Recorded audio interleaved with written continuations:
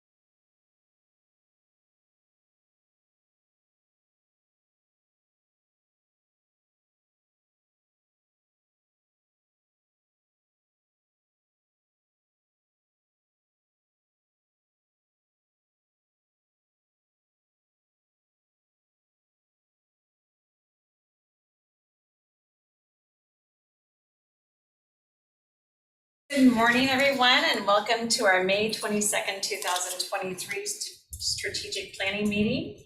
Let the record reflect that we have 4 commissioners. Commissioner Waldrop, I think, will be joining us here shortly. Scott Simmons, our CEO, is on Zoom, and we are going to go ahead and get started. So, Erin, nice to see you. Good morning, everyone. Happy Monday. Happy Monday to you. I am here today to invite you to our media kickoff event for the fair on June 1st at 4 p.m. I will also send you out an email invite as well.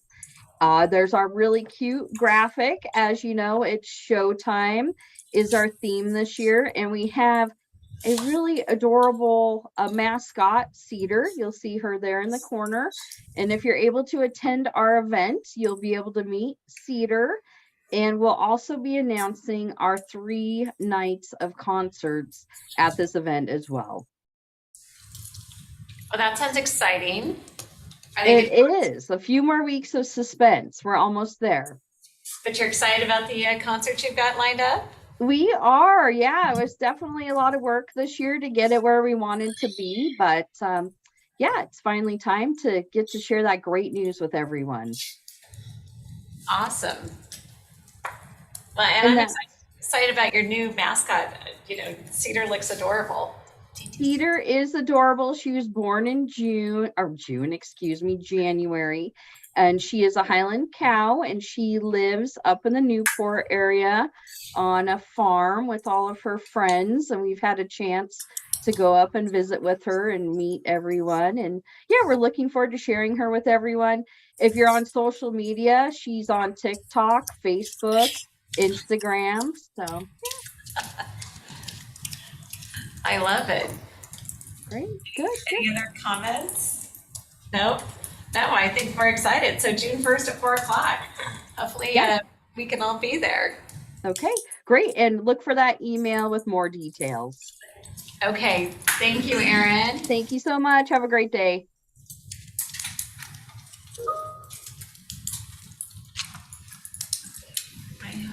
There's George. Just like that. There we go. Awesome. You are next on the agenda. Yeah, well, thanks for having us this morning. I have Wes here with me as well to brief you all on a tentative sale of a couple of properties that we have assisted with in the past. So It's two separate properties. They're affordable housing developments. The current owner is looking to sell. And then we are looking to maintain our position with those properties. So we have loans on both of them. One of the loans is for, the first one is for the East Valley Senior project. And that was the loan origination date on that was in April of 2002, and that was $392,000. And then the second one is for Sprague Senior Crossing, and that was a loan origination of February of 2006 for $197,000. So Wes has been working with representatives of the on this transaction. So if you have any questions regarding that, here to answer. What was the second project? The second one was resident Sprague Crossings. It's a senior affordable housing project. And where is that located? You didn't ask. Wes, do you have the exact address? I don't have the exact address Yeah. other than it's on Sprague. Yeah, we can get those for you. Just curious whose district that lies in, you know. With commissioner districts now, it's like it's good for the commissioners to know is that Sprague covers a lot of territory. Yes. And then when you get out to the valley, north side is Josh, south side is me. You know, interior is probably Amber, you know, so anyway, so no, that, it would just be good to know because I don't know where the property is. Now, I don't know that I've been through a sale of some of like this before, so, I don't remember us selling any of these. yeah, so. How long have we, so you said back in like 2002, we owned it, because that's when the loan, 2002 and 2006. so, okay. This will happen on occasion where there'll just be enough, well, certainly now there's enough equity in properties, but also different property owners just trying to get out of some of their, just loosen up their portfolio a little bit. So To be But clear it's- though, we don't own the properties. All we have is a loan on the property. So the issue is we're securing our loan and our position.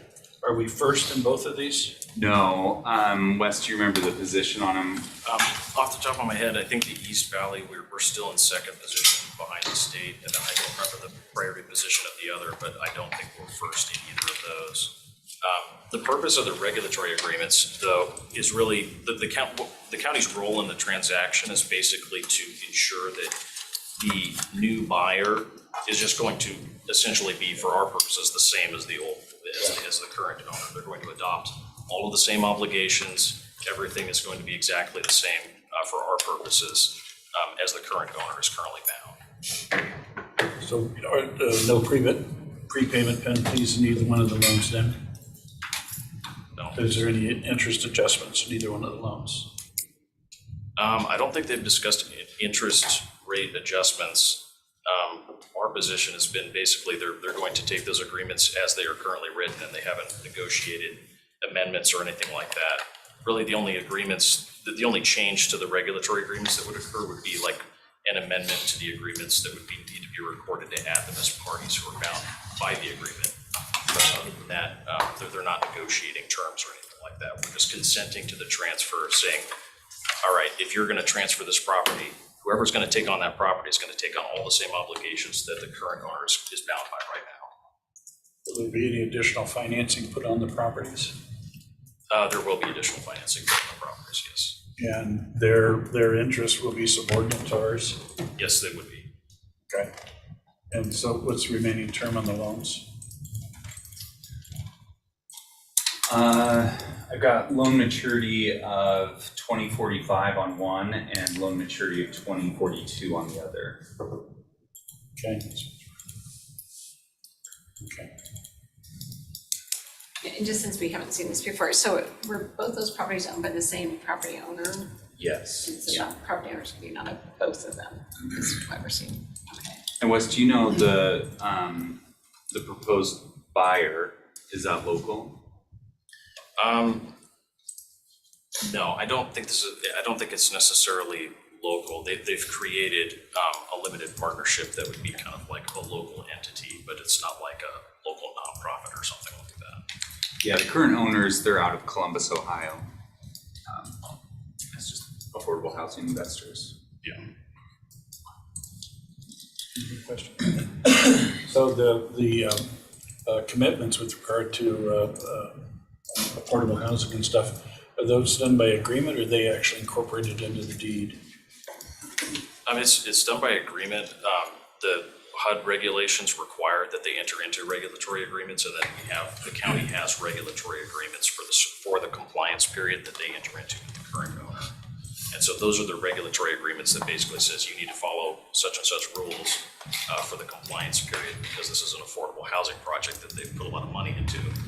They want to make sure that they follow that for however many decades they're bound by. I mean, that's essentially what they're taking on when they take on the property as well. So are the agreements recorded instruments then? Yes. Okay. Yep.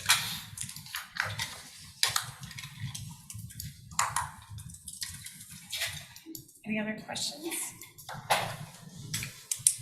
And so then this will show up on next week's consent agenda? Correct. And I'll get you the addresses before then. Okay, that'd be great. Thank you. Thank you very much.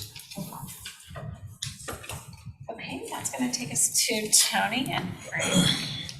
Good morning, how are you two doing? Good morning, Commissioners. Good morning, Scott. And Jeff. Jeff is our partner from Restorical Research. So he's on this call. And really, guys, this is more of an update based on our last discussion a couple of months ago regarding the Restorical Research partnership that we have. Really in determining if the county had any viable insurance policies remaining to address contamination.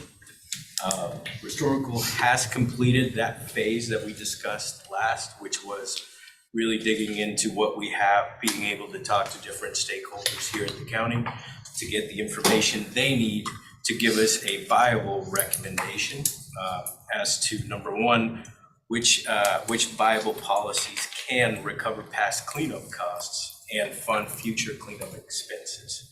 So we are at that point in the timeline where the next step in the process is for the county to take a step into hiring an insurance coverage attorney, which we have. And so this first slide here sort of dives into what the current scope is. So we have determined that we are going to follow Green Acres landfill, right, Tony? This is going to be our main focus for this project, with one caveat that within our scope, we also have in our radar MICA. Jeff, can you remind me which other three? It was MICA, Cheney, and Marshall. Colbert. and Colbert, that's right. Yep. So those are still very much in hindsight, but in our scope, but we have gotten to a position, right, Jeff, that Green Acres is the one that we're going to go after because of the analysis that your team found on site a couple of weeks ago. Yeah, that's correct. So really this slide outlines what's next, what's the role of Restorical Research, and what's the role of the insurance coverage attorney. And could you go to the next slide, please? Just to let you guys know, that Restorical's background on this, for example, the city of Olympia, they're working, I think, on their 9th phase. So they work on the one that they have the highest confidence in, and then start working down the list if they're successful. So that's kind of an outline of what Restorical looks like and how they approach these phases. With the multiple sites, right? Yep. So this is a high-level timeline of what we could be seeing from today on. So the coverage attorney hired, that's that first 3 to 5 weeks. So that is our first step after this meeting, is to hire that coverage attorney and be able to, what they're going to do is review our work, the work that Restorical has done, and provide a written legal opinion on the policies and the veracity of tendering the Green Acres landfill claim. So really, it's at that point that we will know with more confidence, yes, this is definitely something that we will see a potential recovery either at the end of this year or beginning of next year. So that's it. The entire timeline would take anywhere from, what is it, Jeff, 10 months, 9 months from today? From the point that the attorney is hired. Okay, got it. So we could still be a year out. Okay. Next slide, please. And this just goes into a little high-level detail on what we have found as recoverable, right? Potential recovery and future costs, so past costs and future costs. These are things that we could have claim to, right, Jeff, for things like landfill maintenance or any of that, correct, in the future? Right, whatever applies towards the closing out with DOE, the landfill, to obtain a no further action letter. Did you want to dive into these two scenarios, or did you just want to? Yeah, so we're gonna approach this in kind of two phases. The internal, the first phase, we have, it's about $30,000 to hire this insurance claims attorney. And not only will they do the due diligence on this first side that they have the highest confidence on, they're also gonna do the due diligence on the rest of our scope included with the $30,000. So that one, we've identified a couple funding sources in the general fund. It's well under $50,000. So we will be working with Scott and Randy to fund that. The second part of this, once we get the deliverable from this insurance firm, there's two ways to approach it, and this is going to be our next touch point with you guys in the coming months. Is do we go the hourly fee? And the hourly fee is estimated around $75,000 to get to the point where we are going to get some money back, or do we go a much safer route, but if we get a recovery, a much more expensive route of contingency? So the estimated contingency for the legal firm is about 10% right now. And on $6.8 million of a potential recovery, that would bring the hourly price would be around $75,000, contingency would be about $680,000. Yeah, and really this high level gives, if we go contingency 100%, both on the historical side and on the attorney side, that you see those numbers to the left. If we decide to take an hourly approach with the coverage attorney after the 30K, you can see the substantial savings there. The next slide really paints a better picture. If we can go to the next slide. So there it is. It's the initial 30,000 if we go with an hourly rate, and that's regardless. Right? Yep. And then the $75,000 would be our next. Don't need to get too much into the weeds today because I think this is going to be much more of an important conversation once we get the findings back on that first initial $30,000 step. So our confidence level will go from, we're in the range of like 50 to 70% is what Historical has told us. We'll go up to hopefully 95+% confidence after this first phase. So again, no action needed today, just priming you guys for future conversation. Yep. So we'll come to you when we get to that recommendation from the attorney, and we'll come with either great confidence, good evidence saying, yep, we feel good about getting these recovery funds, or you know what, no, maybe we should go a contingency route because we're not sure, the confidence level is a little bit lower than expected, but we'll let you guys decide that. So, yeah, didn't have any questions. So trying to understand, so we hired Historical to come in and take a look at this, and we paid them a fee, right? They're on a contingency, so if we get nothing, they get nothing. Okay, so they're on a contingency, so they get a percentage, and then we have to hire an attorney as well now. Yep. To then start to go back. And so with this $30,000, there, because Restorical's, I guess I'm just trying to figure out, Restorical's said it's a viable option. So now we're gonna hire an attorney to tell us it's a viable option again. I guess that's what I'm just trying to figure out. I think, Jeff, you're probably best suited to give this answer. Sure. Restorical is not a law firm, and we can only offer you what our experience has told us. The Greenfill, the Green Acres landfill is not it's not a clean line as far as our ability to say with a high level of confidence that this is going to work. This is where an attorney dissecting when information came to the county and then how that is then processed at the insurance carrier level and match that with state law. The coverage attorney is always going to be a viable part of this process. We, of course, would use them or lean on that attorney to then provide, I guess, support of the strategy that we're recommending, and then start the process of tendering claims to the insurance carriers. Okay, but that's where you'd come back before you start tendering claims to the insurance company.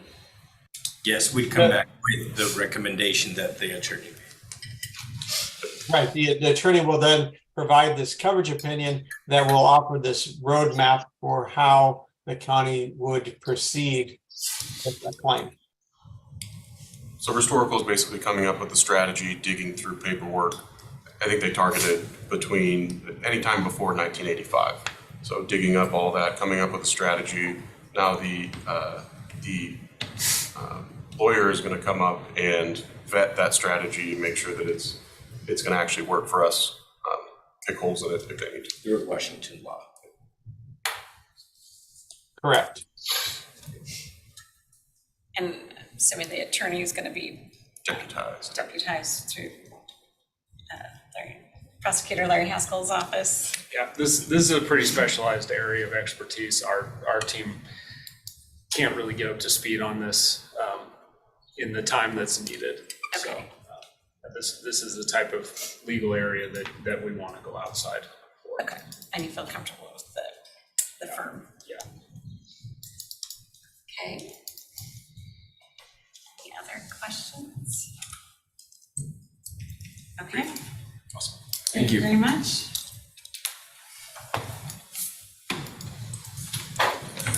Okay. Kyle, I see Brandy's here. Thanks, Jeff. Here.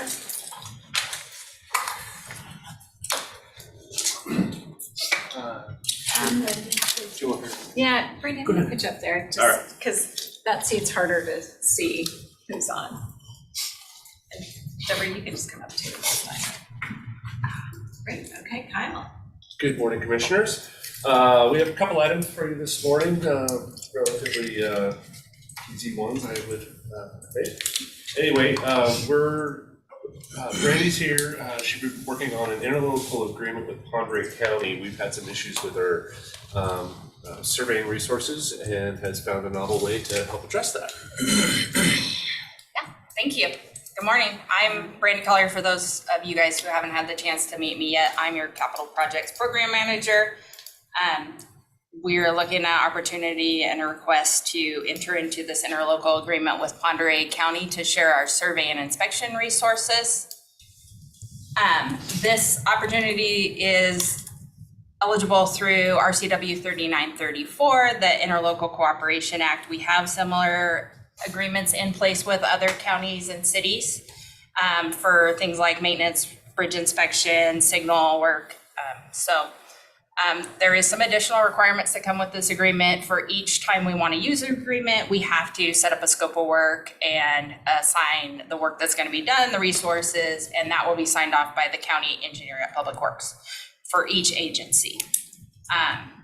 there's limited risk. Each agency still has to maintain their own insurance for both vehicles, equipment, and their employees. So it's same liability coverage that we would have originally. And the agreement stays in place for 2 years. Per the language that's in there, we could have the option of extending it or terminating it early if we chose to do so. You can click the next slide for me. So both agencies have the opportunity to benefit from this agreement, primarily in terms of schedule and budget. We see a big benefit in it and we would like to utilize it right away.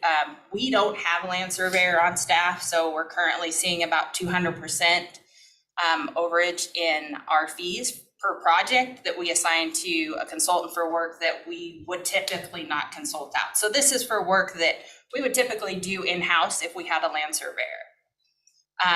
This wouldn't supplement work that we would usually send out to a consultant. So there would still be those opportunities for consultants to do survey work for us, but if Pend Oreille County had the resources, which they currently, we haven't had a land surveyor for about a year now, but they currently have our previous land surveyor. So, and we trust and respect the work that he did for us when he was here. So that would benefit us.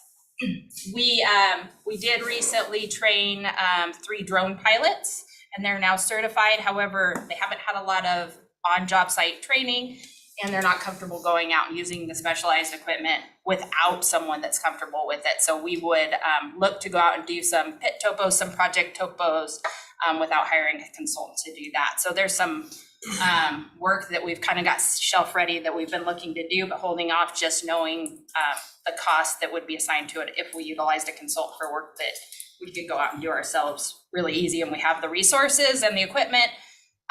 Our crew's just not quite comfortable to do it on our own yet. So we just want to get that comfort there before we proceed on our own. Since we don't have a licensed surveyor, we legally can't do survey records. There's certain limitations to the monument work and our right-of-way descriptions and resolutions of right-of-way. Some of this is really quick turnaround and we'll get questions, and in-house it might be a few hours of work, but setting up a consultant, that takes weeks, and it's extremely difficult. And you know, the cost for a couple hours of work looks like $6,000 all of a sudden. So this, we could turn around and contact them and just say, hey, for a scope of, we just want 3 hours of work from your land surveyor. So we're looking at these opportunities. The costs are kind of offset by the fact that we have an open land surveyor position right now. And so that we're already utilizing those fees with consultants and then some. And those fees typically get just charged back to grant projects, so about 70% of them. And then in terms of reimbursement, each agency would just turn around and invoice the other agency for the actual work performed, plus any incidentals. So that's all I have. Mr. French. The shortage of surveys is a challenge that we are having statewide. At CRAB, we've had a couple projects actually delayed because they couldn't get a surveying crew on site to do the necessary work to be able to start construction with. And the drone program, which is also something that started with CRAB, now many counties are using it. But it's been incredibly accurate technology to the point to where we've discovered a couple counties actually had roads that were outside their right-of-way, which is kind of a problem. Maybe we didn't want it. Maybe this wasn't. That's the question if you don't want the answer. But so the problem she describes is something that is not unique to us. It's something many counties across the state are experiencing. Encourage the kids, get into land surveying. It's a great career. Do you anticipate that the land surveyor it's Pend Oreille County, right? I mean, does that person have capacity to be able to just, like, if you have a 3-hour job, I mean, what is the capacity looking like of that individual? Are you feeling like this is gonna actually benefit both parties pretty well? So they have told us they do have capacity to do some work for us. It wouldn't be a solution to everything, but it would assist in that. And they do, it kind of depends on their project workload, just like it would depend on ours. You know, they would look at it probably in terms of they're limited on their staffing. And so it would be more like a request for assistance in inspection or just personnel. Whereas we're actually in need of a specific person with a license. And so right now they have capacity and they have expressed that. Whether it'll stay that way for the duration of the 2 years, I can't answer that. It probably just depends on what their work efforts are. But they are a smaller agency and they tend to have a little less in terms of projects running at one time. I wish it was the end-all solution, but fortunately, we'll still be trying to get a licensed surveyor on staff. That would be that's our goal. Is it salary? What's holding up trying to get it? I mean, I know that there's a shortage of them. Yeah, that's true, but there's definitely a limit in availability of licensed surveyors out there, and so, but salary is key. I mean, the land surveyor left in terms of salary because it's a further drive, and you know. Yeah. It's a real challenge right now. They do not foster their next generation just culturally, and also I'd say for the past many years, it really we're very competitive with each other and frankly keeping rates down. And then all of a sudden now there's a shortage and the rates are through the roof and there's no backfilling of young ranks of people. Oh, here's my, my PLS and training coming up. They're not out there. So I don't know what the solution is. Obviously, we'd love to be able to bring one on staff. We'll see what we need to do from a salary perspective to try to bring somebody on board, but it's one of those disciplines. I'm bummed out that there's not anybody coming through it. Well, and there's still a lot of opportunities for them in the private sector too. And there's a shortage there as well. So we know they tend to pay more and there's a shortage there. So it'll continue to be a struggle, I think, for everybody. But the other agencies are also looking at opportunities to build staff internally and train, surveyors in training. However, even that's proving difficult, just getting that workforce that wants to do that work. Well, Brandy, don't you have to have a PLS to have a PLS in training? Yes. Yeah. Well, and I think every profession's a little like this in that they set their barriers to entry pretty high, but they've set theirs exceptionally high. Between that and the lack of visibility and the liability, because you're oftentimes establishing property lines and you can imagine the liability associated with that. And they're a really good profession, and generally all of our land surveyors locally tend to have very good reputations. They take care of their people in terms of salary and everything else because they aren't making more of them. There aren't a lot of programs out there developing the next generation. Should we have other interlocals like this where we kind of share staffing or skills with other counties? It's mainly us going out to them. For the most part, we're assisting other communities. We have the city of Spokane Valley that we have a signal shop, we maintain their signals. We have a sign shop, we maintain their signs. And all the small communities, we typically have interlocals with Rockford, Fairfield, to do work when we can help them out. We obviously have had capacity issues of our own of late in terms of maintenance, but when we can, we certainly try and help. They'll oftentimes get TIB or other grants, and we'll be the people performing the work, chip seals on the roadways and different things. Medical examiner is probably the greatest example of that, because they not only contract with the 8 or 9 counties in Washington, but also 5 in northern Idaho. So they're probably the most aggressive with regard to outside contracting. But hearing examiner, sometimes a building official, also provide services for other governmental entities. Recall a few weeks ago, we had the interlocal agreement with Spokane Tribe to do their building inspections. Right. The sheriff's office has a number of others, as does the prosecutor's office for misdemeanor prosecution, so. Lots of areas. Spread the wealth. So how long has this position been vacant? I wanna say about a year now, but it was open about, so then we were staffed for about 6 months, and prior to that, it was open for about 6 months as well, so. So just as we're looking at the budget, I mean, these are some of those open positions that are still needed. Yeah. That can't just be terminated.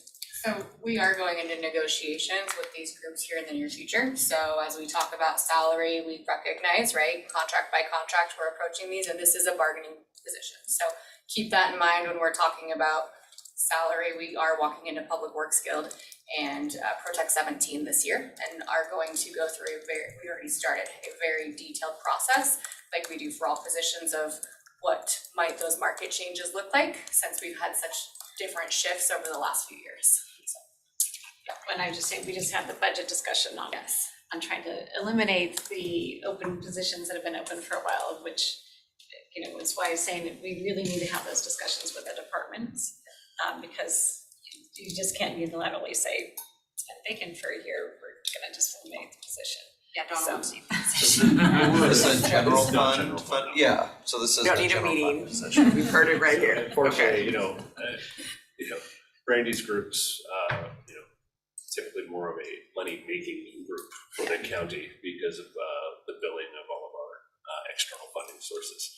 So easy one to keep staffing because they just keep billing other people. I'm just using as an example of, that's Please. why every position will have to be really looking at. Commissioner French? So how much more time or energy do you think it's gonna take the operators for the drone to get to a confidence level to where they can start deploying the drones? Probably just a few weeks, truthfully. Okay. You know, we're limited by the resources of our equipment. Our drone is, 6 years old now, so it does have limitations on what we can use it for. I think that the bridge crew is looking at purchasing another small drone, so there is capacity to do topographic survey. It may not be as accurate as some of the new stuff that you see when you go to some of these conferences, but yeah, right now, our crew just said like they expect, 2 times out, 2 projects, and they feel like they would be comfortable setting up the site and going forward, so. So, Ben, doesn't Crab also loan out their drones? They do, and they have a really good program for coming out and training folks. They came out before and worked with our pit manager in particular, who has since left and gone to WashDOT, but they're really good at coming out and helping train. They have that ability, and that's who we utilize to get the training and the license. The only thing that we have to be really cautious of on is they can't work with us on projects, so they can't do anything that we would typically get paid for or reimburse.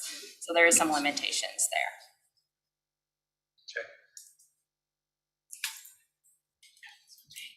Any other questions or comments? Seems like it's a good interim, I'm not gonna say solution, but interim step. Really glad Brandy came up with that because we've been kind of treading water without anywhere to go for a bit here, so thanks, Brandy. How much would it cost to upgrade the drone to the latest and the greatest?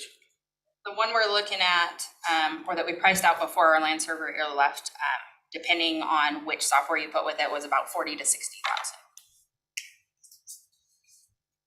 Okay. So they're actually not all that expensive for the results you get back and the benefit from the time savings.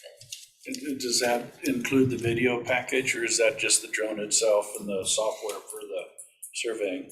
I don't know what you mean by video package. So the one that Crab has actually has a video camera as part of the drone package for surveying and stuff. So I mean, we can do a road, county road, video of it to determine the condition of the pavement and infringements with regard to trees and all that kind of stuff. So you get that visual, And then on top of that, you can get the technical for where the location of the right-of-way is and where your road is relative to the right-of-way and stuff. So it does both of those. Right, that includes the video as well as the GPS unit all in one package. Okay.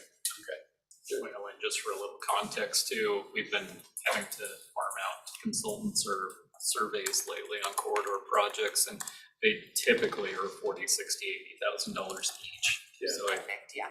the return on that's pretty quick.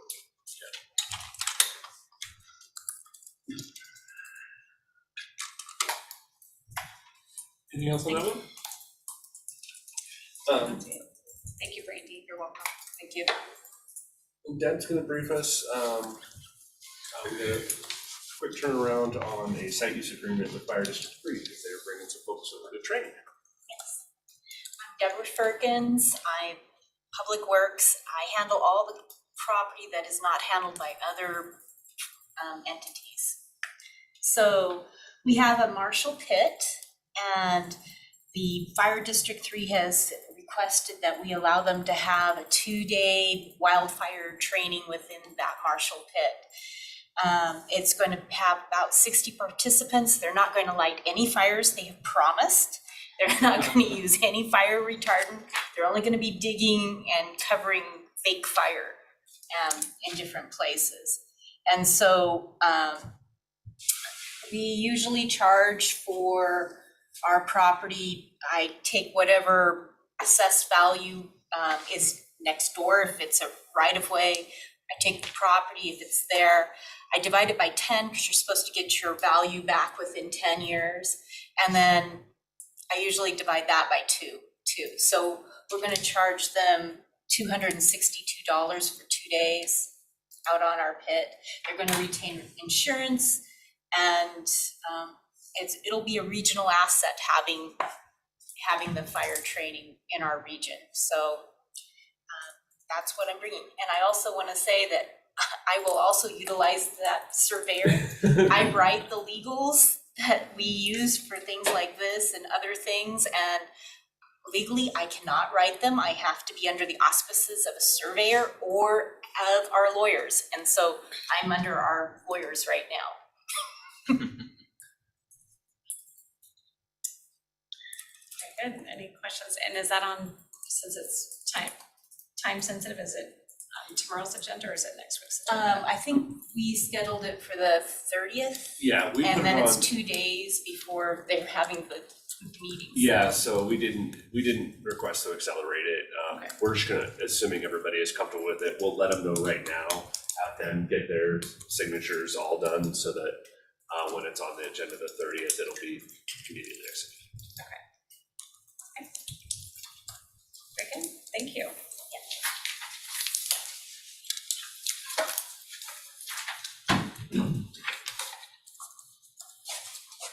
Okay, so Scott, that's going to take us to a follow-up discussion on the public meetings. I don't know if you want to go or you want to have Chris go, or how order we want to do this.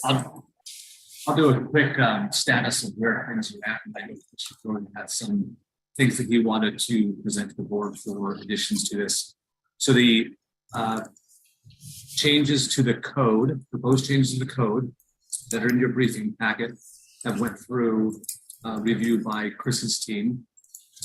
We've also done a review with our elected official department head meeting last week to share with them what the upcoming changes in the schedule are, the briefing, the agenda sheet requirements, as well as loading things up in the system to create a much more streamlined process of getting documents into Civic Clerk for use by the board and others. So the one thing I wanted to point out, we had the civil team identified one item in the code change, and I believe it's on the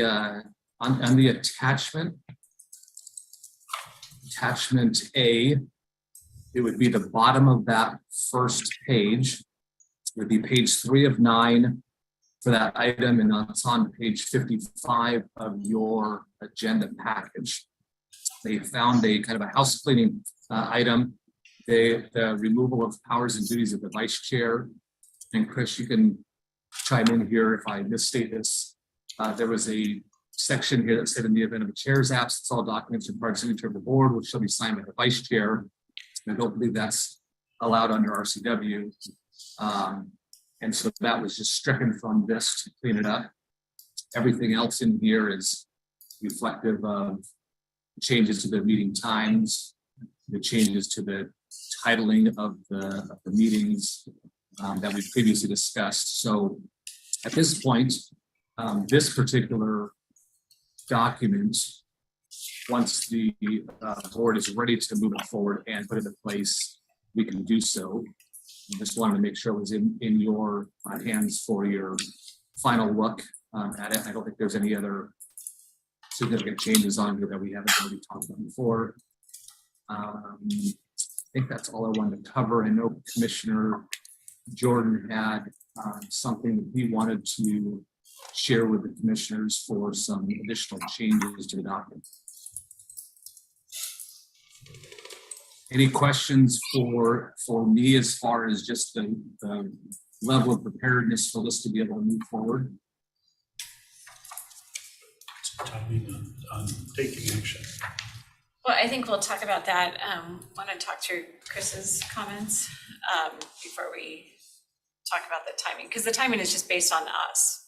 You know, it's But it takes like 2 weeks, right? Or no, it just, oh, I thought there was a 2 week. there's not a 2 weeks, so. Oh, Not on this one. not on this.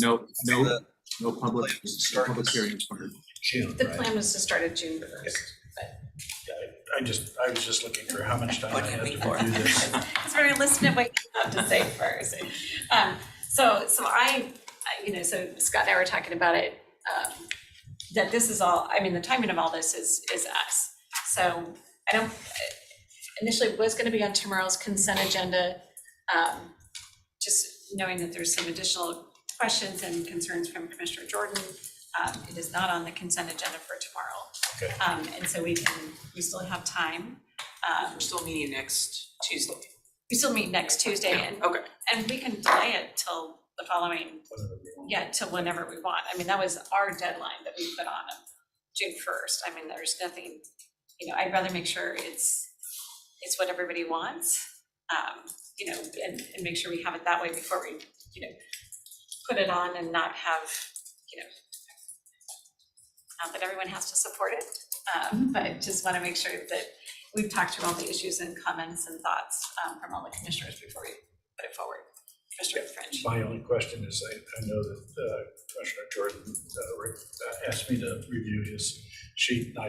We had a family challenge this weekend, so I didn't have a chance to do it. So I wanted to be able to spend some time doing that and get back to Commissioner Jordan and stuff. So that's why I was looking for the timing and stuff. So I don't have any real issue with any of it other than just making sure that there's no public hearing.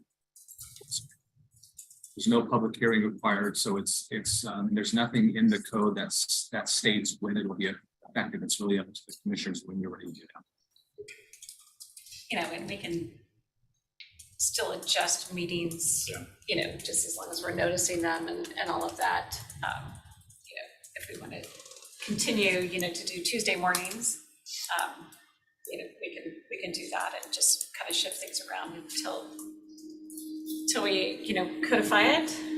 But there's nothing, I don't think there's anything stopping us from doing that. We can still, have a Tuesday morning meeting instead of a Monday morning. Monday afternoon, and just switch the agendas around. So I'm all cool. I'm just looking for my own personal time to be respectful of Commissioner Jordan. when I thought, Commissioner Jordan, having him speak to it today, so everyone is aware, and can think through his your thoughts. So yours was the yellow section, right? Yeah. So I can just kind of give my thoughts on what I was proposing in addition. I just first of all wanted to thank Scott and the team for the work that they've been doing, kind of coming out of the retreat to update our rules, our meeting structure. And sounds like they've been doing some work on kind of the implementation of this cover sheet idea that we talked about. My suggestion is really just kind of codifying that and adding this into the changes we're making. So just a little recap, you may remember during the retreat, I was suggesting some changes to the agenda process that would do two things. Number one is make it a bit easier for the public to follow our meetings and decision making, and number two, make it easier for me to follow kind of as a new commissioner, asking a lot of questions that may seem obvious to others. So we talked about some possibilities. One of those was releasing the agenda earlier. Sounds like there was some feedback that causes complications from staff. It's a bit disruptive to workflows.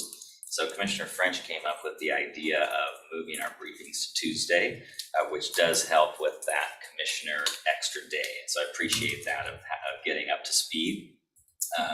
We also discussed a more consistent agenda cover sheet, and that's what Scott and his team have been working on. Met with the department heads, and it sounds like there's a really easy way to do this practically because Civic Clerk already exists, and if people are submitting their agenda items through that system rather than emailing it all to Gina in a haphazard way, it can be a little bit more streamlined. So my draft language is really to codify things. To me, I would appreciate your consideration for this change at the same time as the schedule changes. I think they do go together to accomplish those two goals I referenced. And I'd appreciate any input that you have on this. I have run it by some folks internally and would just like your feedback. So the proposal is in yellow in the packet.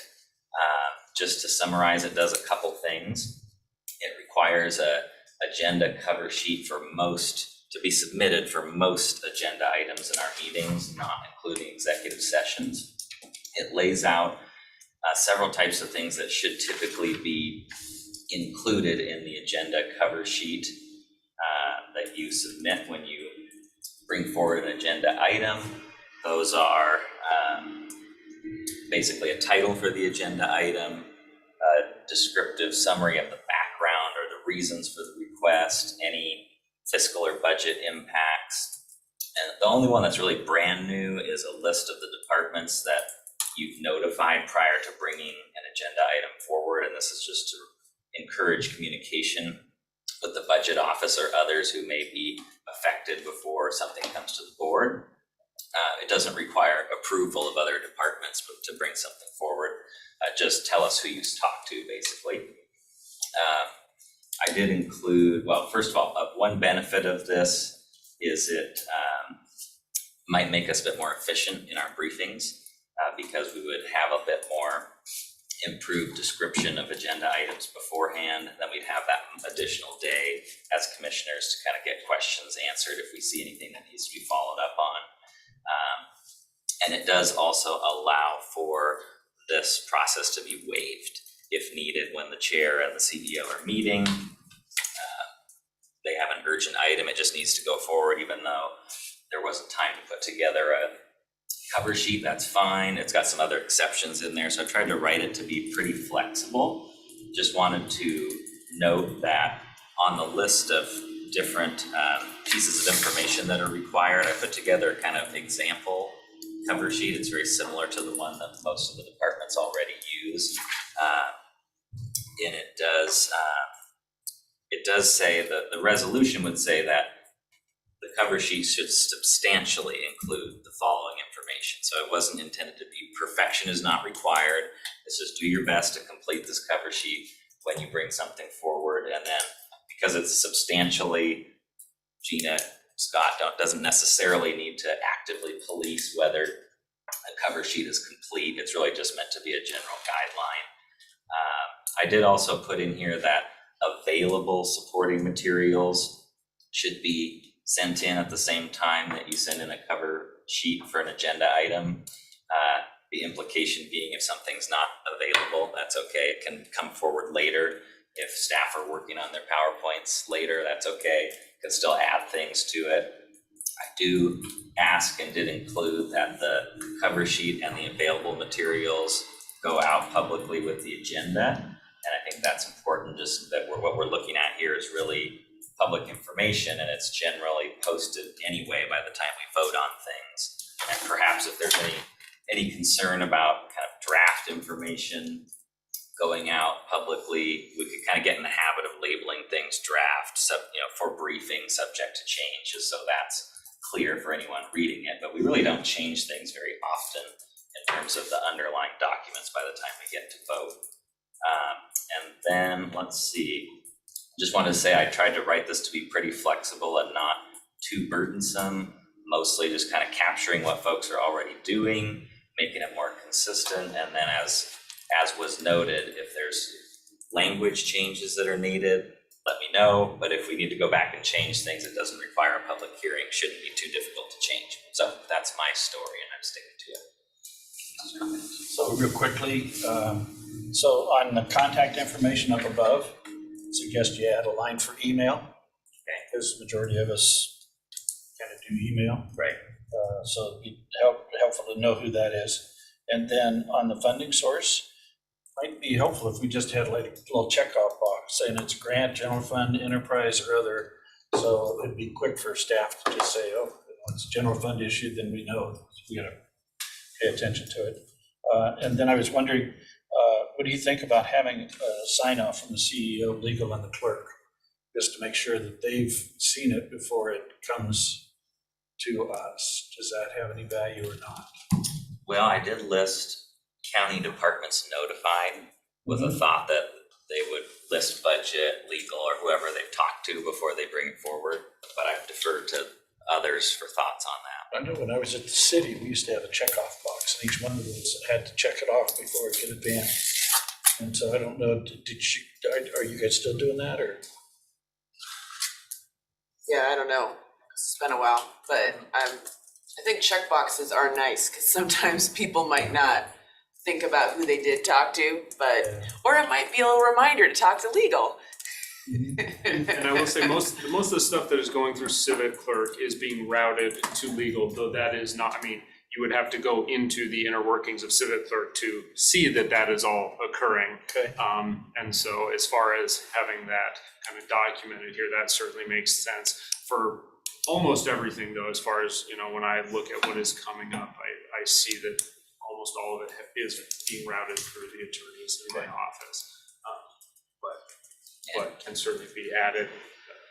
Scott Nash. Can I just jump in real quick? The way I wrote the language in the resolution was when you bring forward an agenda item, you use a cover sheet in a format adopted by the clerk. So this would be kind of what it looks like, but the language is broad enough that we could change the check boxes and everything without changing the resolution. I just know from staff standpoint, it's easier just to check a box than it is to write a description, even if it's a sentence or two saying, yeah, we talked to him. It's just check. Scott. Thanks, Commissioner. Commissioner Jordan and I had chatted on this last week.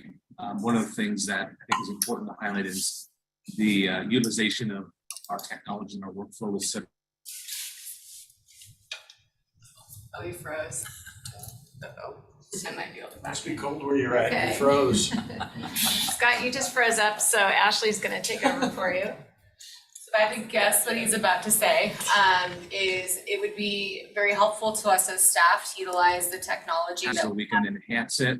Oh, he's back. That's your Am I back. back? Yeah, you're back. Okay. There. What did you say? It looks like he was frozen. I just froze up again. Our approvals and visibility on it are in there as well. So those are system supported and can be accomplished within this. So Scott, we may have Ashley just reiterate what she thinks you're gonna say, just because you kind of froze in and out. So we'll let Ashley try and you can listen. Okay. I think what Scott's gonna say, and Scott, you froze for a couple of good chunks, so correct me if I'm wrong, but so we do have civic clerk as a department head to utilize one technology source and not have one more form outside a system would honestly be ideal if possible. We can, to Chris's point, put those approvals in place in civic clerk, and so having those routed appropriately through the software, we can tweak probably the format that our current form is in for civic clerk, and then really just ensure all departments are starting to utilize it, which in the past it's kind of been some have, some haven't. So my recommendation and I think what Scott was probably getting at is rather than having yet another paper form outside of a system, if we could utilize the efficiency of Civic Clerk, it would probably be easier for us as department heads to have everything live in one place, and then also for all of you and Gina to not have a bunch of different paper forms coming in or scanned emails or things like that. So I think, Scott, that's probably what you're getting at. Rebecca, you might be able to speak to it as well. I know you guys met on it last week when I was at the office. Scott dropped off. So I think that's what he's getting at, is I guess from a department perspective, if we could find a way to use Civic Plus rather than a cover sheet that lives somewhere else, it would be helpful. Yeah, and all of those fields already are populated into Civic Clerk. So and it's the same exact process that we're already using for the consent agenda. We're just asking people to do that for their briefing items as well. So we can add 1 or 2 fields based on Commissioner and Jordan's recommendations, but mostly the process will just live in here, and turning on approvals is just something there too. I think we will have to look at process, and the more people you're asking to approve, the lengthier or the more drawn out it gets. So there might be a way to just, as Scott is reviewing the agendas, go in and approve each of those items and have it be done that way. But yeah, we shouldn't need any external paper in the process. Getting back to your question, my thought around notified, just tell us who you notified, was to try and not make too many barriers to things coming forward. So my current thought would be maybe we need some check boxes around who you've notified, but to say that it's got to get approval by different folks might kind of gum up the works too much. Just a thought. I was trying to keep it relatively simple while still giving us good information about who's been looped in.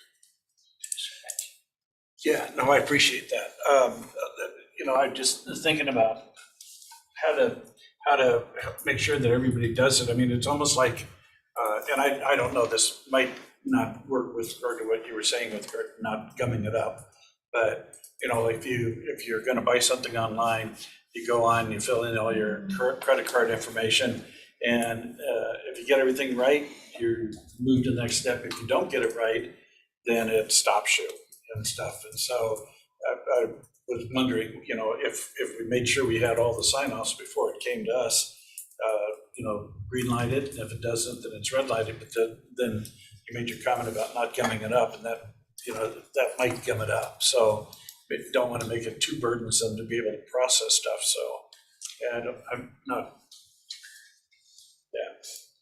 not really sure which way is the best way. So we'll just experiment and find out. Yeah, you can always try it one way and try it one way and swap it out. Well, and I guess. Well, I was just gonna say, I mean, I definitely like where you're going. I'm concerned about what Rebecca said about bringing sort of an external document and linking it with the program. So I would say, let's try the Civic Clerk, see how that goes. If it doesn't deliver the desired results, then change it. Maybe we do add a external document. So, Just a moment, Vicki, and I'll get you. Can I jump in real quick? Okay. And then I'm gonna jump in. Okay, this cover sheet is generated through Civic Clerk, correct?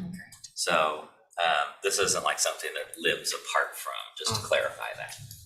Sounds like you can do both. You can use Civic Clerk to answer these questions, and it pops out this cover sheet automatically, just to clarify. And I'll just say, when Commissioner Jordan and I talked about this last week, my concern was having it in code versus having it in policy. So I don't know if we've talked through that. And I don't want to put it in code or policy until we've kind of vetted it, to make sure that it is working, just seeing how it's working and all that. I know you're trying to make the changes and, so it's substantial, all those things, but I'd like to kind of get a feel for the process of it. And then I'm happy to, if we need to put it in code, but I'd rather make sure that we've kind of vetted it, and since we haven't done it before yet and it hasn't worked, we haven't done it with the department yet, just to get that kind of finalized. That's why I'm happy to delay a little bit, the whole code changes, just so we can make sure that it's meeting, I want to make sure it's meeting the needs of what your thoughts are as we move forward, because again, we can kind of have our Tuesday mornings and have this process in place to kind of see if that's what's really working before we put it in code, because once we put it in code, that's kind of, tend to go back and touch it. So that's part of why I was wanting some of the delay, because I'd rather make sure it's working the way you want it to. So you support it and the way the rest of us do. So we all support that change. So that was one of the things that why it's not on tomorrow's agenda. Vicky. Well, I am very pleased to see that this cover sheet concept is coming back up for discussion. This is something I have advocated for over the years. And I would speak in favor of, on the cover sheet or the cover process, the approval process, is having departments who are reviewing the item actually have to approve, confirm, click the checkbox, whatever you want to call it. I can say that having the preparer put down who they say they've informed does not mean that those particular departments have actually received that information or had the opportunity and time to review it. So if you as the commissioners expect that when something comes to you for the agenda to be approved, and you see names or departments listed there and you're making the assumption that those departments have actually approve of that particular item, the only way you're going to know that is if that department has taken an action to check and say that they have done the approval. Again, just listing the departments there doesn't mean anybody actually got it, doesn't mean they actually reviewed it, and certainly does not mean that they've approved it. And I have seen this happen too many times over the years, where one department will say, oh yeah, I told such and such department about it and they're fine with it. And that department never received any information whatsoever for whatever reason. So if you want your items to have been approved by the departments, you have to have an affirmative action on that cover sheet. Checkbox is great, and Civic Plus is a great tool for doing this in. That's my nickel. Thank you. Commissioner Aldrich. And that gets me thinking, to your point, Commissioner French, I mean, if you're coming, this is for items that are short-term, looking to put on a commissioner agenda in the next couple weeks.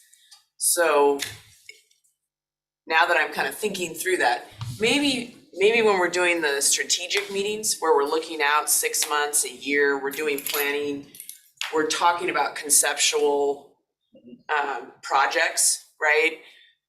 You wouldn't need to have all those boxes checked off. But if these are items that different departments are asking for us to take action on within the next couple of weeks, they probably should have checked off budget, legal,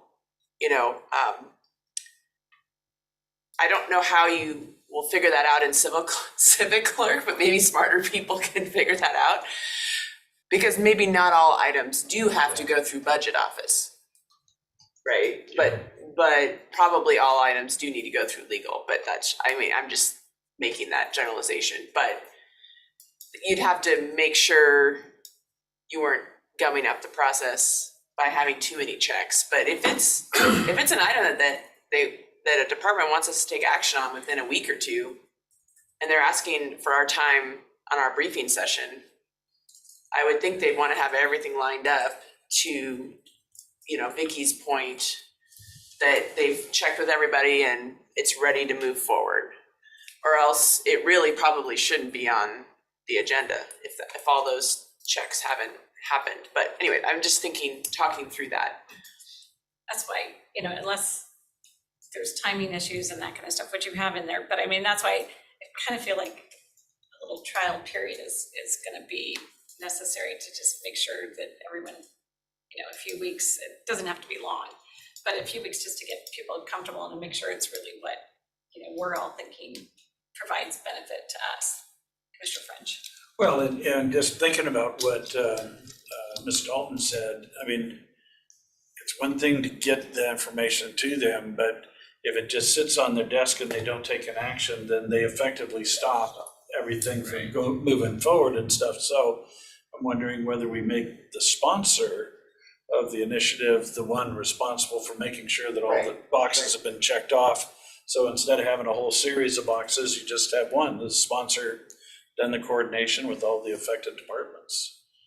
Because otherwise, I can see how this is gonna sit on somebody's desk or in their computer, and they just either don't pay attention to it or gloss over it, and Or someone's on vacation. or someone's on vacation and it just sits there. So you're saying like they need to self-certify? Self-certify or do something, somehow we have to have confidence that all the people that needed to touch it have touched it. I think that's part of Vicky's point is Yeah. that doesn't always happen. And people say they've talked to them, but they haven't. And, when I was in financial services, there's a lot that should have gone through that didn't go through. I think that legal, there's probably more that it's coming to legal right at the last minute instead of the team approach ahead of time. So I don't know. I mean, I think it's gonna be, something we, I think it's gonna be good. I think we've just gotta work through how the practicality of it all really works. So,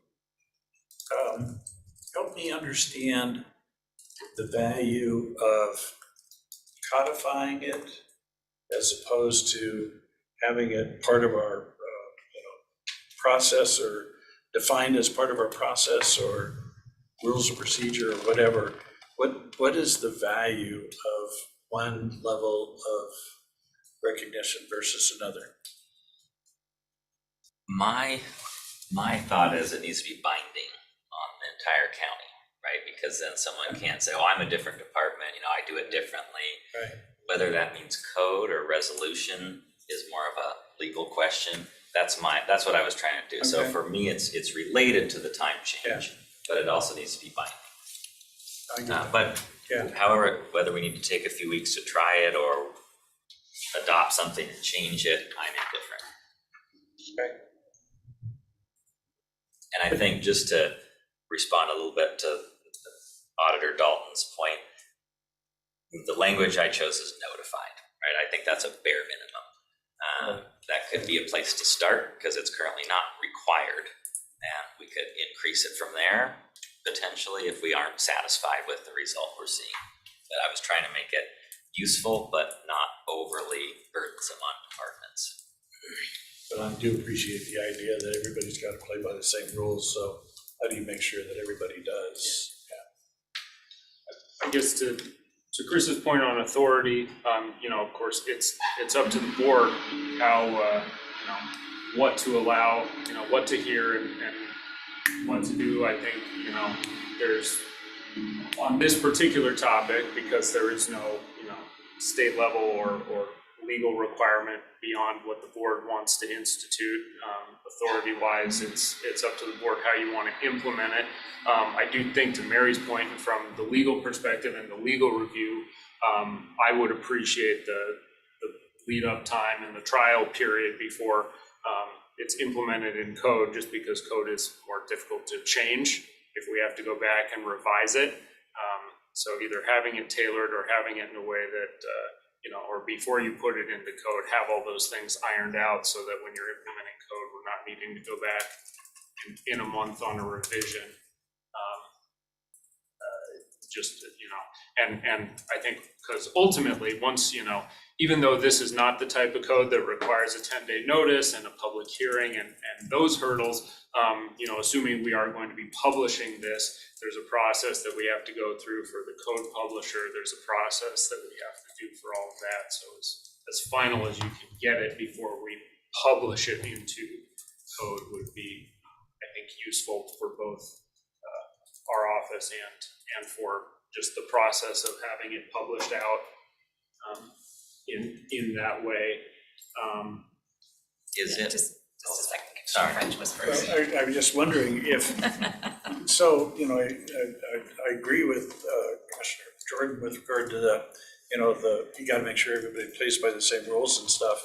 But I'm sympathetic to what Commissioner Cooney is saying with regard to, every time you make a change in code, it's a laborious process. So is there some way where we could include in code a description that thou shalt do this in a very 50,000-foot look without getting into the detail of the minutia, and then allow the actual structure of this to be something that we just deal with process. You We could accomplish the same thing. you could probably reference in the code, and if this is all being run through Civic Clerk, that you could reference in the code something to the effect of, any item submitted for the agenda must comply with the Civic Clerk process, or, something to that effect. And that would allow you to, require everything go through the process, but the process could be altered outside of the code, and, however, would be completely controlled by the board, by Gina, by Scott, as far as those are the people who set the process within the Civic Clerk system. So that would be a way to kind of reference the process, require the process through code, but not have the process explicitly spelled out in code. Could we pass a board resolution that basically adopts this language? Oh, yeah. And then would that be binding on all the other county departments to follow? It would, I think ultimately,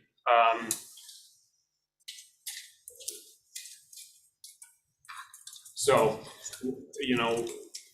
when you talk about binding, if you pass the resolution saying that anything being brought to, any agenda item being brought to the board, would have to pass, this standard, and yes, could be adopted via resolution, adopting a policy that stated the specific requirements and attached that to the Civic Clerk process. I would be, as long as it's binding, I'd be open to different ways of doing it, and then if that makes people feel better that it could be adjusted, I'm perfectly fine with that. Yeah, what I was gonna say is actually what Chris just said. So I think what we've done in the past is we could create a policy, right, for Spokane County, put it into Spokane Policy Manual, and then you guys would approve and adopt the policy. And then in the future, if that policy has minor changes, maybe the system changes, right? We need to make a tweak to the way that the system works because of an upgrade. We have the ability and flexibility to do those small minor tweaks to stay in compliance with the policy. But then if you guys wanted to completely change the process, so to speak, we would then just amend the policy, bring it back for an updated resolution adoption. So through previous resolutions, the board has given some authority of policy change to the Human Resources Department for things like that, right? A system changes, a leave law changes, something like that, where we have to naturally change it. It has minimal impacts. But if it was larger at that point, it could then come back to you guys in the future and say, okay, what do you think? This is what we think might need to happen, but what are we missing? Versus code, and then to Chris's point the code back toward the resolution and policy. I think that's probably the cleanest way now, but also the easiest way for you guys to have the flexibility if you want to make changes in the future. Would the plan be to start sort of essentially a pilot, just seeing if this all works as we envision it? Is that the plan that you'd want, or are you wanting to adopt a resolution ASAP on this? My personal preference would be to adopt a resolution and adjust as needed. That would be my preference. My challenge is that I really think that the schedule changes are related to this. So I think the other possibility is just push everything a couple of weeks and put a pilot in place without a resolution and just see how that goes, and then we can kind of fine tune the language. Either way is fine. Personally, I think that it's written in such a way that it should work, and it's accounted for things, and it's trying to be flexible, and we can always change it. So that would be my preference, and we don't have to keep dragging out other changes to the schedule. Because I'm really open to ways to make it work. I'm not trying to radically change the system or make things inefficient. It's just can be changed as needed.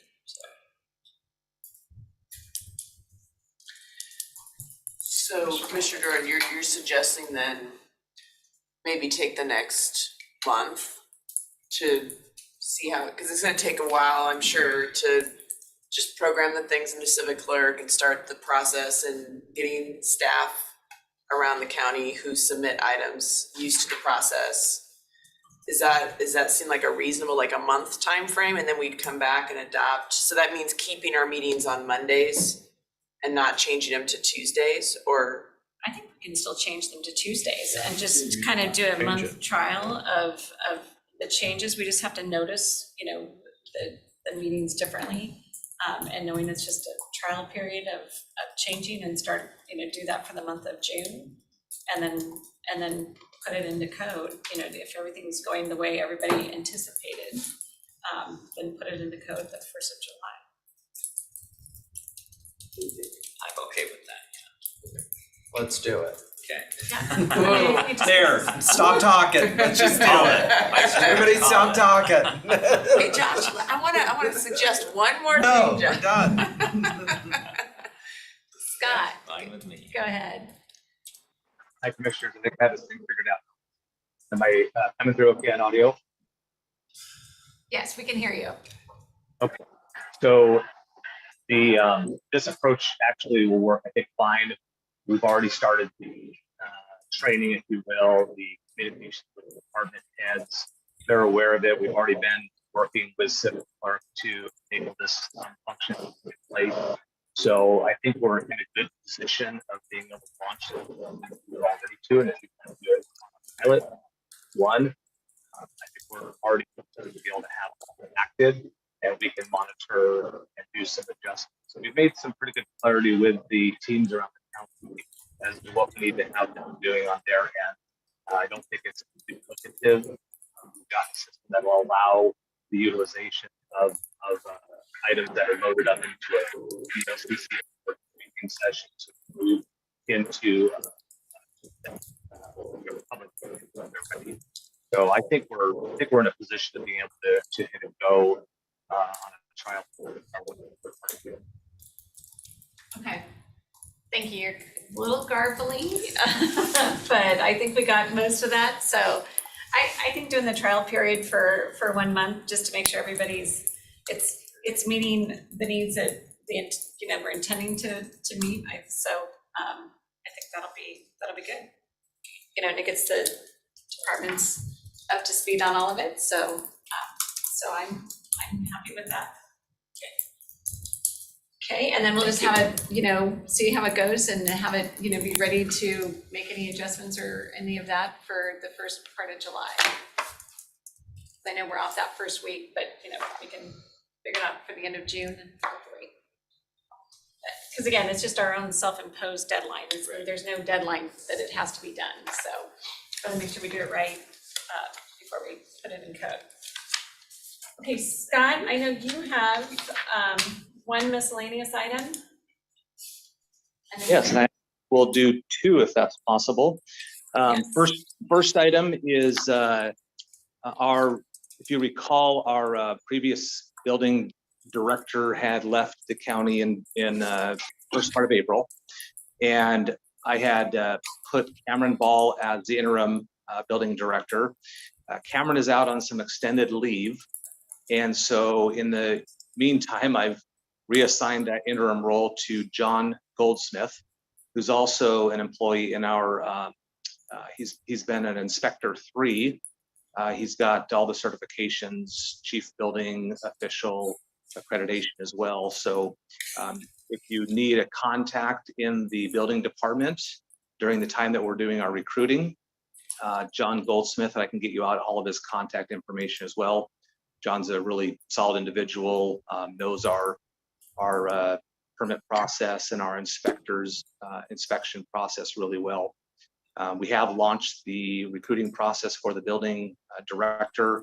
That got posted, I believe, last week. We're going to keep it open until the end of May, and then we'll start doing our interviews for the individual as well. So any questions on that particular piece? No, thank you for the update. Okay. And then just along the lines of these meetings and using Civic Clerk, Getting the documents loaded up into the system in advance are really enabling us to leverage the full capabilities of Civic Clerk. So the commissioners have the ability to view all these things and get an electronic package. I know a couple of the commissioners have opted to do that. So just let us know your option if you continue to like the full briefing full briefing agenda in front of you in paper form. We can support that. If you want to continue to use or leverage the electronic approach, each of your assistants have been meeting with Gina and Rebecca to know how to get that as they're requesting it. So I just wanted to make that aware to this to the commissioners, should that be an avenue that you want to go on. And I would say, thank you, I appreciate, before when it was like we had to click on each one individually in the calendar, it was difficult. So having it be one document that has bookmarks makes it easier to navigate. So, I mean, I'm happy with electronic.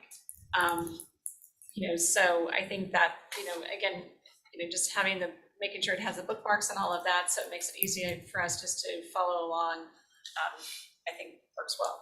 So. I like it. Yeah. Bookmarks are great. Yeah. Well, and then it's do. easy for us to go back to, if we need to go look at something, by looking at the agenda, we know when it was, and we can just go back to that date and pull it back up on the PDF version. So much improved.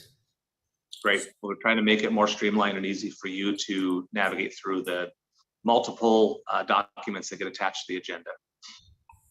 So I'll be transitioning to using my laptop as well as you guys. My laptop croaked on Friday, and so we are holding services tomorrow. So, IT is supposed to come in this afternoon to figure out how to get it up and operating again. Spill any coffee on it, did you? Drink coffee, I mean, it's just. And I guess one question I'm gonna ask, like within each section, because there's, sometimes when we get the resolutions, they go on for a little bit. If there's a way to can you sub bookmark within bookmarks? No. Okay.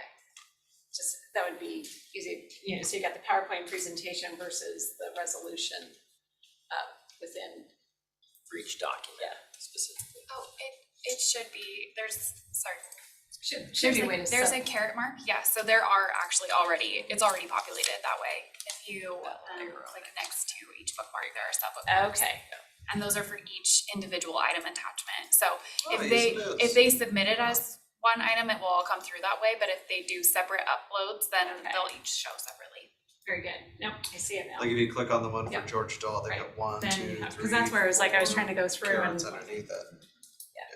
Mr. French. So with this package, if I'm reviewing a document and stuff and I see something that I want to ask a question about, do I have the ability to annotate it? To be able to highlight it when we actually meet? Or do I have to have a separate piece of paper that I take notes on? We may need a training on that. I think you can highlight it. I think you can highlight. Okay, Yeah. well, I mean, there is software available to do editing the PDFs and stuff, so, okay, great. I'm willing to be trained. Yeah. So I honestly don't know how to do it, but I mean, yes, that might be a good thing just to do a little mini training for us. Rather than each one trying to figure it out. Okay. Thank you. Very good. It's good to know that that's how that works. So thank you, Rebecca. Okay, so then I think okay. Just for the commissioners to be aware in our community, our communications manager position has been posted, so that did go live on Friday. And so we are open to applicants. It's open for the next couple of weeks, and then we'll see what sort of interest we get, and then start the process. But just wanted you guys to be aware that that job is also posted and open to applicants right now. Okay. How long is it gonna be open? It's 2 weeks continual, but we can extend it if we need to. So typically I'll kind of run it where if we have enough candidates and it makes sense to shut her down and interview it, then we will. If not, and we need to leave open until filled, we can do that as well. So will the commissioners be involved in the interview process with that position, since that position works so closely with us? Yes, so the kind of like what we did with others in the past that have that really good connection with you guys. We'll get through kind of those initial interviews, do that pre-screening, and then we'll let you guys know once we probably whittle it down to the top few candidates. And then you guys can determine, do you want to meet with one of them, top candidate, or are there a couple? And then we can facilitate those conversations with those of you that do want to have those conversations on a one-on-one. One-on-one or like 5-on-1? So in the past, for are one board. non-appointed. Yeah, okay, yeah. One board on one person. So for non-appointed positions in the past, you guys have actually met one-on-one individually with the candidates because it's not appointed, right? So it's not the formal interview. If you wanted that to look different and you wanted it to be a public formal interview, I'm happy to help facilitate that. But that, since I've been here in the last 2.5 years, that has been the distinction. If it's not an appointed, you guys have tackled it for those of you who wanted to meet individually with them, you did. Where the appointeds have been more formalized with an actual structured full board interview. I know when we hired Jared, it was the full board that interviewed him and stuff, so just because you had to, each one of us has our own style. Yeah, that was pre-me being a commissioner. I was told that it was a full board that interviewed, because what I was told was it had been whittled down to a smaller group. Yeah, it And did. you guys interviewed all of those and didn't like any, and then went back to Jared. Yeah. Jared hadn't actually made the cut, and then you went Right. back and interviewed Jared, ended up hiring him. Yeah, what a smart move that was. Yeah. Happy to facilitate however we get there. So once we have those candidates, we can chat about who they are, and then you guys can tell me what you would like that process to look like. Scott? Yeah, just to kind of Commissioner French's point, knowing that this is a position that is highly interactive with the board, we can tailor it to meet your needs to the level of involvement you want to have with it. Of course, we want to make sure that the person is someone that you have comfort and confidence with as well. Very good, thank you. Okay, and then I think we have Jeff McMorris is on. He wanted to give an update on ARP and kind of, there he is. Must be on video and on his phone. He's just finishing up a call.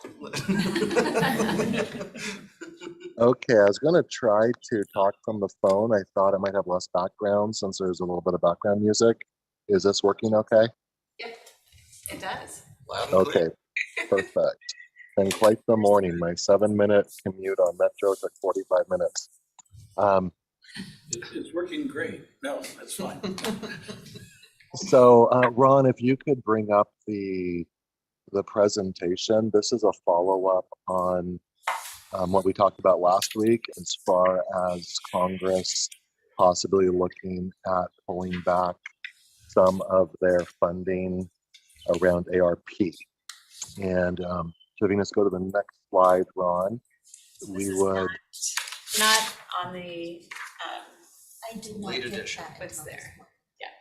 If you could add it back in, that would be great, so that way then it's documented in there. If we want to go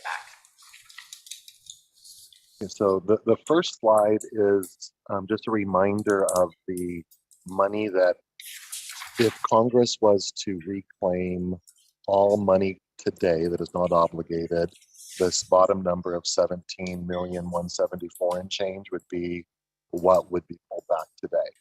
We have the 3.3 million that's never been allocated and its associated indirects, 10%. In category 1.14, which was our You need to put the phone closer to your mouth. category 1.14, which was our public health, it did not all get allocated. And so that's the remainder. Risk management returned some funds. They spent everything they could per the rules. They were not able to use that 221. We've talked through the VOA crosswalk where we were going to use home ARP funds instead of the regular ARP. And then the broadband for 10 million. And if you do all of the associated indirects, that's our grand total. Any questions on those? And then I have the small asterisk for S3R3. They have been awarded. They applied in our infrastructure category. That was, you could pick any infrastructure category, that joint one.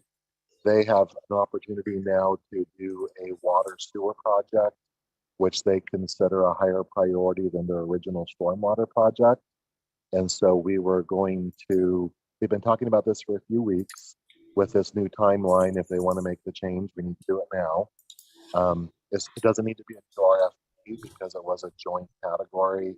That would just be moving from one category to another. It has no monetary impact on anything we're doing.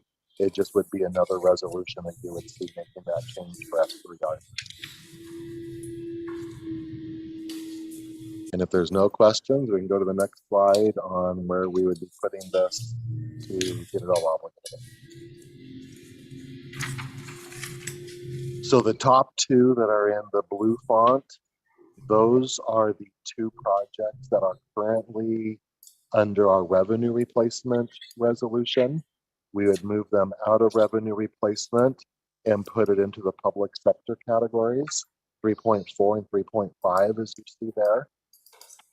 The Fair Roof originally was going to be funded 1/3 from ARP, 1/3 we hope to receive from the state, but it did not make the budget, and 1/3 was going to be from REIT. As we talked last week, REIT funds don't have any expiration date, and so by using ARP to cover some of our REIT in this calendar year budget, that gets all of our funds obligated without using the RFP process, and then REIT can be held to spend another day.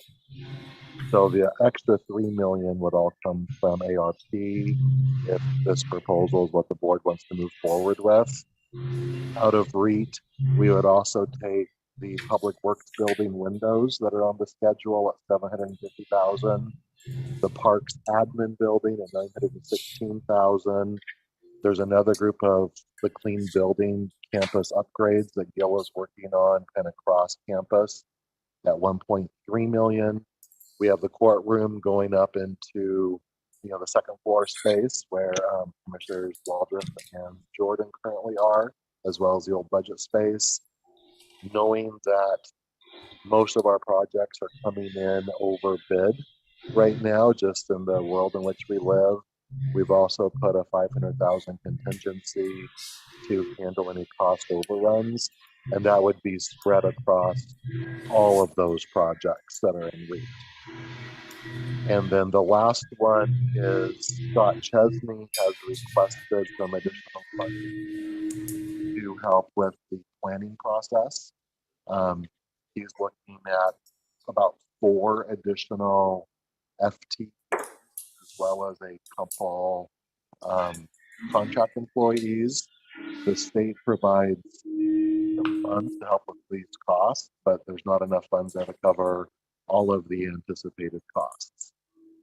That comp plan, you can tell, is that's the plug number to take the rest to make it all balance on this scenario. And then in the white below, it's just grouping them by category. So the staffing is 3.3, which is the comp plan. The 8, we quickly match up to the ERP. And then the 8.466 would actually be all of the capital facilities grouped in one. And then the other piece that we would need to do is there'd be all the capacity and revenue placement since we're moving ERP and Fair Roof out. We would do a resolution expanding the revenue replacement indirect ordinance, and then put an MOU with it to hold the $10 million to be used for matching funds or other related broadband funds, however the board wants it worded, to make sure the broadband is still in place.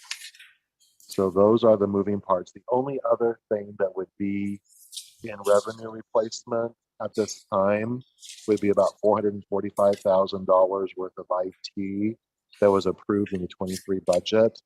That would leave $6.9 million. If you spend all 10 on broadband, it'd be just north of 6.9 million. That's unallocated, so to speak, in revenue replacement. The revenue replacement is considered obligated just by that categories, the way it's set up in ARP. So there's 6.9 you can still make decisions on, but it is covered by the obligation needs of the day. Questions? Sorry, Jeff, the last part that he was talking about, where is that documented on here? The last The part of the your six presentation. the 6.9, that was in last week's PowerPoint. I apologize, I didn't move it over to this week's PowerPoint. But I can Go back and look for it. So there's 6.9 that needs to there's be 6.9 to this and other change. fund. Heather's pulling up the Excel sheet right now. But yeah, it should be 6.9 and change. It's just a little bit over 6.9 million. That would still be in revenue replacement. If you subtract the 10 million for broadband and the 445,000 and change for the IT that's in this year's budget, and it leaves you with, I have a hard copy there, $6.9,531,000. So Jeff, I guess I just want to be, so I thought we only had like 9.9 million in revenue. We were just under 10 million in revenue replacement. Correct. Revenue replacement also includes the indirects that we have taken today and the interest income. Plus the interest. Okay, so that all totals about the 17. It totals exactly $346,131. Okay, which is why So it's 17,346,131, and then you subtract the 10 million from broadband, the 445,600 even for the software servers, and that leaves you with the $6.9,531. okay. And then we just do a resolution allocating the 10 million to broadband because I want to make sure we get that. We would need to amend our current revenue replacement / indirect / interest resolution to include revenue replacement, and then we would do a separate MOU. So we would have that obligation contract. At this point, the board can always change their obligations until it's spent, but that would be the way it would be locked down. We need a, all of our funds will be under contract or MOU at that point. Okay, and you're wanting to do this, my understanding, tomorrow? Or by next. We were talking next Tuesday. Next Tuesday. If Heather and I don't sleep at all tonight, maybe we could do it That's tomorrow. right, sorry. So by next Tuesday, so it's done by the end of May. Just to ensure in case anything happens before the debt ceiling is finalized. All of the expediting, if that's the word. Talking with Commissioner Jordan on Friday, I thought he made a very good point that what I was thinking last week, generally when there's a debt ceiling deal made in Congress, they're just setting that top line, we're going to spend X numbers of dollars, and then they take a few months to actually budget within that top line. But when you really read the fine print of the President Biden Republican House negotiations, it does appear that if they do come up with some sort of a deal, with the goal of having that deal in the next 10 days, that if they do take this money back, they're going to make it effective as of that date. And when Heather was with me when we were talking with Commissioner Jordan, she remembered when we did lose some of our additional funds through the rental assistance funding. They did make it effective the day they announced it. They used the most recent quarter, but you are allowed to submit documentation of anything that had been obligated between the most recent quarter and the date the deal was announced. So we are expecting, and some of us hoping, that they will follow that same track. And if they do, then all of our 101 million of ARP would be fully obligated and kept locally in Spokane County. Okay, are there any other questions for Jeff? That was just like a typo, right? The broadband indirect is a $1,000, not $1 million. If it says 1,000, it was a typo. I apologize. Yeah, it's $1 million. It's $1 million for the indirect. Indirect? For a 10%. Oh, for the 10, okay. So it's basically 10% are the indirects that you can take. Okay, got it. So this is We not just additional want- money. This is included in this total. Right. Got it. Okay. No, it's the sum of those two equals the 17,174. At the Right. bottom. It is an addition. But, so what is the proposal for the indirects? We as a county, the board chose not to take indirects when it's internal projects Right. that are sole source. We're doing all of this sole source because we don't have time for RFPs. So the 17,174,335, we would not be taking indirects on. So it's confusing because the 17,174 is different than the 17,346. That. Where are you seeing 17,346? But we're not seeing, it was last time. They did shift a little bit because we had forgot at that point to deal with the indirects of the VOA and the risk management that would be removed. So we had another 221,000 roughly. The risk management and VOA indirects, we noticed after last week's briefing. Right. But I think, so the grand total to be obligated is just a little different than what would end up in revenue replacement. Though, isn't that? Yes, there are, that's just coincidence. The fact that revenue replacement, indirect and interest is a very close number to our 17,174. There's actually no relation between those two numbers. That's just a coincidence. They're both in the 17 million. Okay. That's why, what ends up in revenue replacement is what it is, and it just happens to be similar to this number that we're having to reallocate. That 17,346,000 is a combination of the 9.9 of our revenue replacement, which was formulaic. To date, we're at 6.4 and change in indirects, but we will be backing out 200 and some thousand. Still end up about 6.2. Once we back out the crosswalk, 200,000, and the risk management, 22,156. And then we had roughly $1.5 million in interest income to date. And while normally you don't get to keep interest income on federal grants, ARP, they clearly are allowing everybody to keep interest income.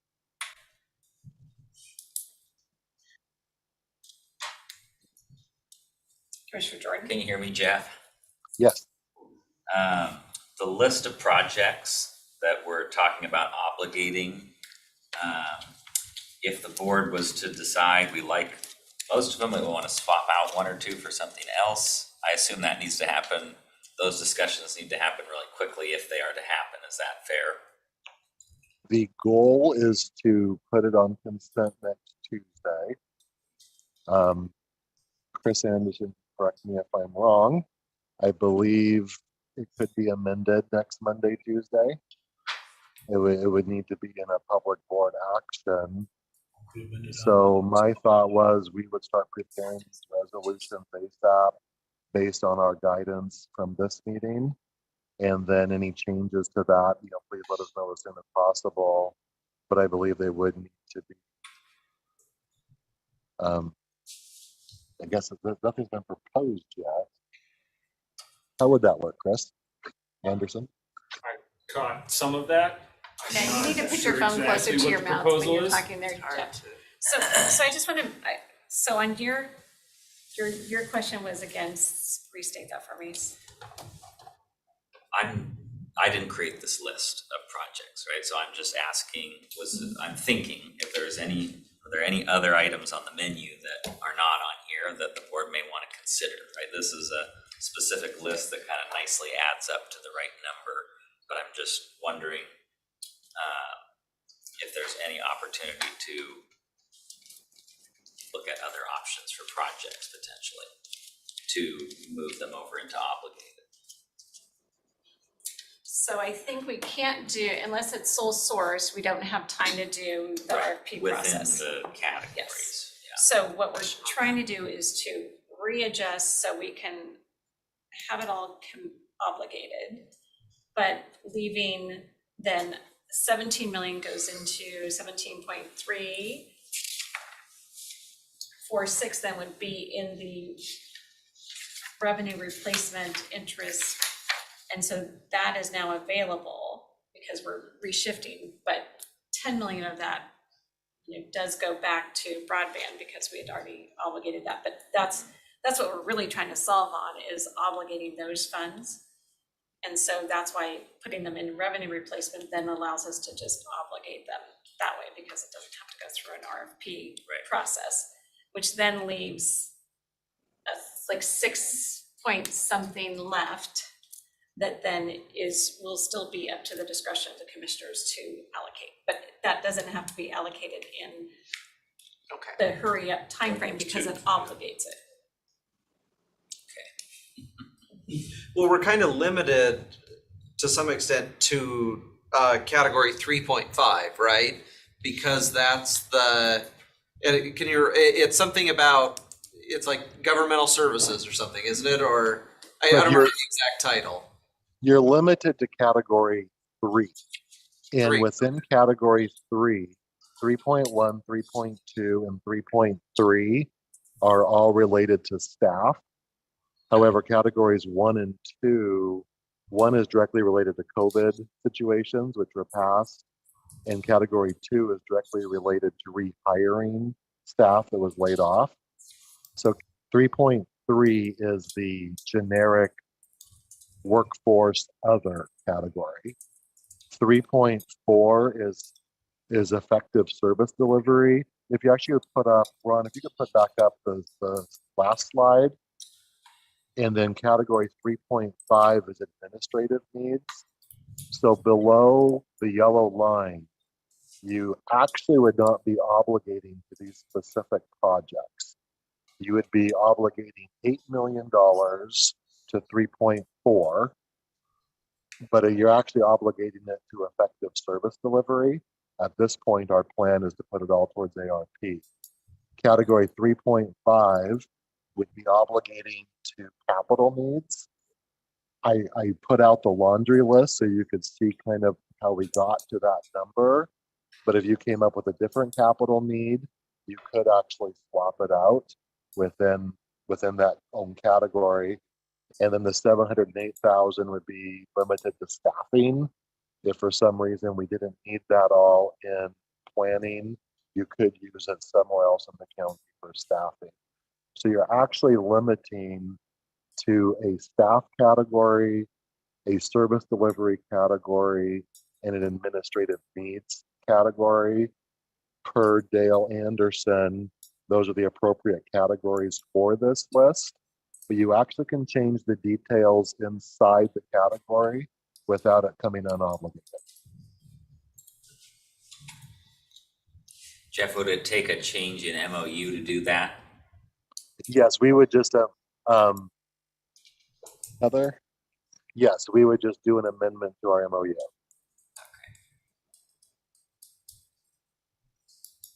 So in ICU, like ERP, we're really just swapping that because that was in committed revenue replacement, that's now getting to committed on this side.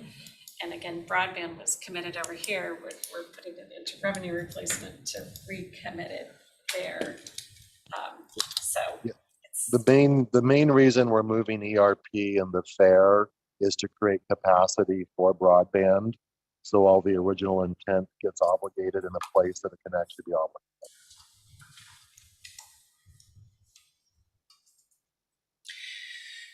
So just to summarize, then the comp plan staffing is a proposal, but we could move that money into other staffing or other internal county staffing needs as needed. I think we initially have to have the MOU with Correct. with We them need We have to have an MOU with somebody next week. Okay, next week. If they don't have the capacity at, because then we've obligated it, but we still have till 2024 to further define, correct? Correct. And so If we wanted to adjust that, we could. amending an MOU does not unobligate. Changing a category would unobligate. Got it. So if it is possible though, I know we're trying to work in a very short time frame. It would be good to see the proposal from the planning department around the comp plan staffing. Scott Chesney is on standby right now and can speak to it if you like. Yeah, I mean, just to send that out to the board. I know that he was looking into the other funds that are gonna come from the state for the comp plan update, the climate chapter, so I know he's gotten that to Scott and they've been talking about it, but it'd be nice to see that so we can make sure that we're on board with Here's Scott Chesney right there. putting that in the MOU. Hey, you just appeared. Funny how that works. Magic. So, my question, I don't have necessarily a huge challenge with the list there. I haven't seen yet the proposal to get us through the comp plan changes and all the other important work that your staff is doing, your proposal for staffing. I know you mentioned that you'd given it to Scott, you guys were discussing and looking at options. And so, I mean, before we vote on this, I just would like to see that plan, so I know that this will help in that effort. Can do that. That's at the level of detail that it is now. I can get that to you today. That's great. Do you mind making sure HR is also copied on that? Of course. Yeah, because I mean, it's just a proposal. We get to look at the options that we have and when the state money comes in and what your thoughts are on contract versus hiring staff. Well, we started down the path of contract work for this last year as we knew we were getting started. And it just did not prove to be as effective as I'd hoped. So we've moved into the staff side of it because, among other things, that staff will learn and they'll acquire knowledge that's useful, is almost a career's worth. And also, once we're past the actual 2026 plan update itself, we've seen the legislature is becoming much more active. There are ongoing things. So the long-range world has changed from 10 years ago, where you had this big pulse of activity that you kind of dropped off. It's more like you get the pulse and then you just kind of cruise along with that work. So we've reached the conclusion that it's in the county's interest to have a viable long-range staff that has institutional memory.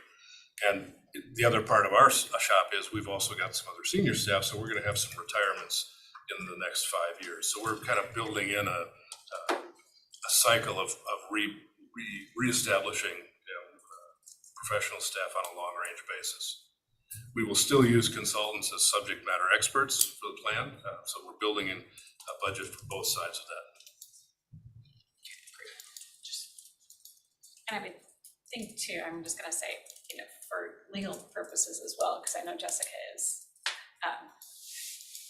overtaxed at this point, so I was thinking, are you looking at, contract basis to hire additional legal expertise on? We haven't split legal out separately at this point.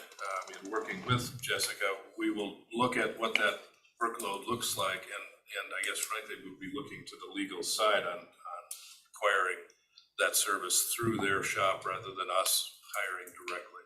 Similarly to what we do with GIS, we essentially pay for a full-time GIS person, but it's in the IT staff. Just the work we do, it doesn't work for us. So that's another part of our program for the plan is to work with staff like Public Works Transportation staff, have that group be, well, not assigned to us, but use some of their time to work on the transportation element of the comp plan because they're already doing parts of that. So we're going to leverage our county assets in as many ways as we can, while then adding some actual new bodies to the equation. Okay, I wasn't trying to take us completely away from this conversation, just wanted to make sure we could get those proposals so we can when we're considering moving these monies around. I don't get rid of that, I think we'll just. That was the basic spreadsheet right there. Yeah, well, why don't you just send it to commissioners at this point? Happy to do that. Okay, so then I guess, any other questions or concerns?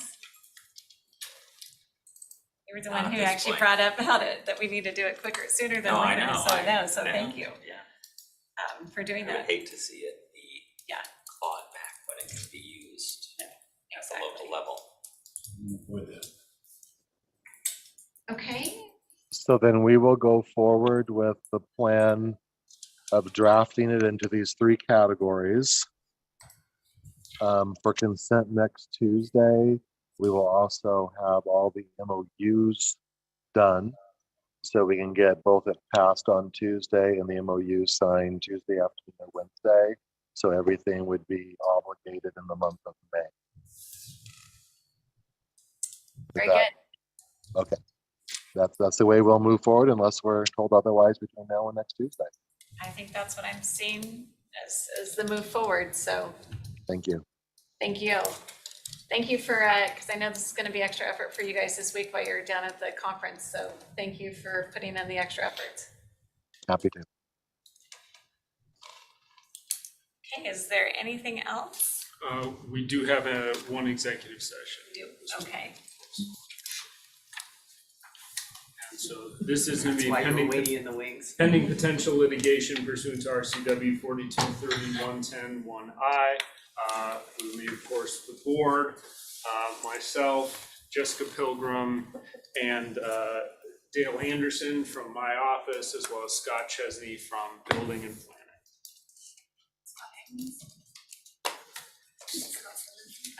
Oh, Scott should be. oh yes, Scott is still, and Scott Simmons as well. Thank you. So Scott, do you have the link for executive session? I do. Okay, great. We'll shut this one down and move over to that. How long do you anticipate? 15 minutes. 15 minutes. Okay. Okay, so it is 11 o'clock. We're gonna go into executive session for 15 minutes. Any action? Okay, no action is anticipated.